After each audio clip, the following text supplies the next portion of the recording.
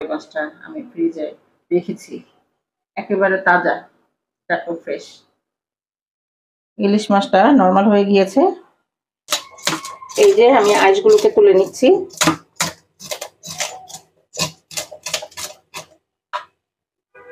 বিসমিল্লাহ।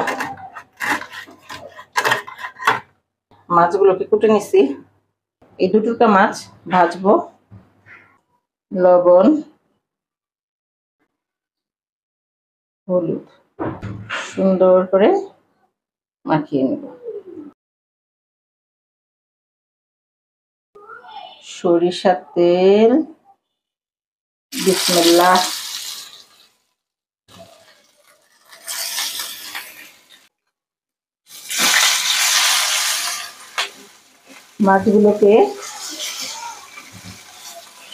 মাছগুলো উল্টিয়ে দিলাম।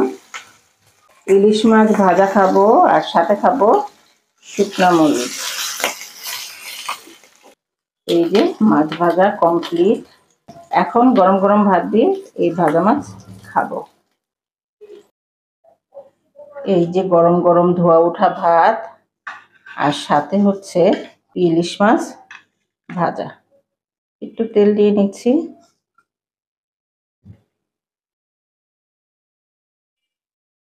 এরকম একটা প্লেট হলে আর কি লাগে বলেন তো? দেখতে পাচ্ছেন, এই যে যেদিন আমার তরকারি বা কোনো কিছু রান্না করতে ইচ্ছা না হয় সেদিন আমি কি করি জানেন? এই যে এইরকম করে ইলিশ মাছ ভাজি, সাথে শুকনো মরিচ ভেজে তৃপ্তি সহকারে খেয়ে নিই। তো আমি খাই। আল্লাহ হাফেজ।